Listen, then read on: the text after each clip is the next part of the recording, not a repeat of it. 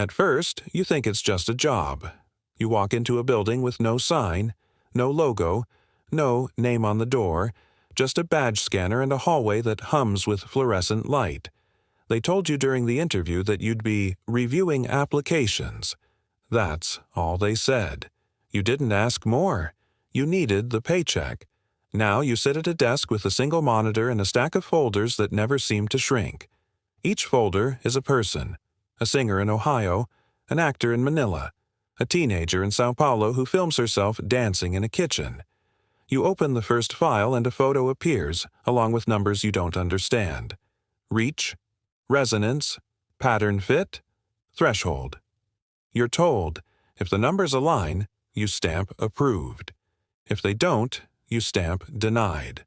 That's it. That's the whole job. Then you notice something.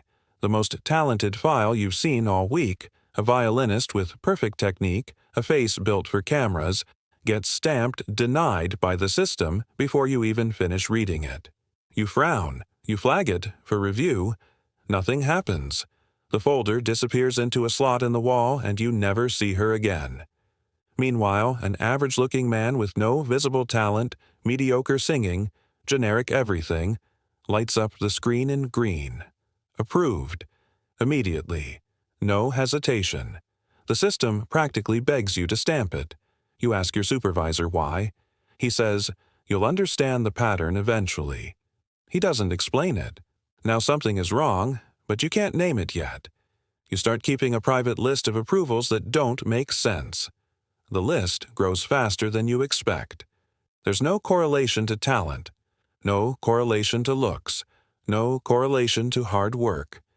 Something else is steering the machine and you're just the hand that stamps the page. Then the file appears. You almost miss it, buried near the bottom of the stack. No name, no photo, just a number where a name should be. You open it anyway. The system rejects it instantly. Red letters flash, "Do not process." You shrug, set it aside, move to the next folder. It comes back the next day. Same file, same blank name, same warning.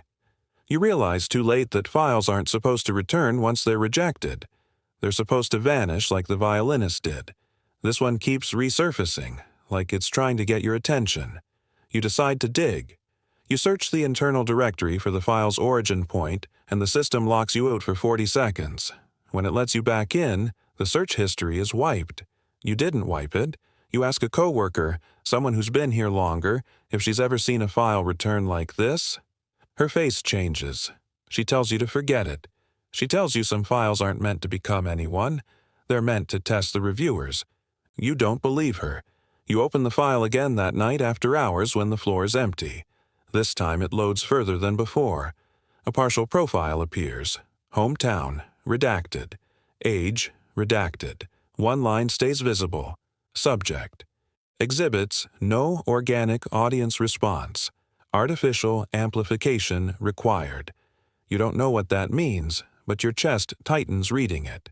The next morning, 3 new folders sit on your desk, all stamped urgent. All 3 are public figures you recognize. Real ones, famous ones, people whose faces are on billboards outside. You're told to review their renewal status. Renewal, like fame is a subscription. You open the first one and the numbers are dropping. The chart for this celebrity, someone with millions of followers, shows engagement falling day by day like a battery draining. There's a note. Subject becoming self-aware of artificial nature of success.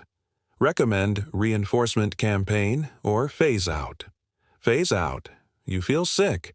You start to understand. None of this was ever about who deserved fame. It was about who could be controlled, who could be shaped, who could be turned up or turned down like a dial. The violinist wasn't rejected because she lacked talent.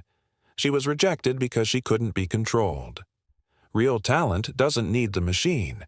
Real talent doesn't depend on you. That's when you go looking for the blank file again. And this time, it lets you all the way in. A single sentence loads on the screen. Slow, like it's being typed by someone watching you read it. This file is you. You stare at the screen. You scroll up. Your own employee number sits where the name should be. Your hire date, your performance reviews. A line near the bottom reads, "Subject beginning to question system. Monitor closely."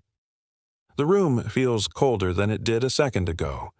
You're not just deciding who becomes famous. You're being decided too. Somewhere above you, in some other building, with some other badge scanner in some other hallway, someone else has a folder with your face in it. And they're the ones stamping approved or denied on whether you keep this job, this apartment, this life you thought was entirely your own. You shut the laptop. Your hands are shaking. You go back the next day anyway because you don't know what else to do. And the moment you sit down, a new folder's waiting. Blank name, blank photo, but this time it's not rejected. It's stamped approved, and it's already in your handwriting.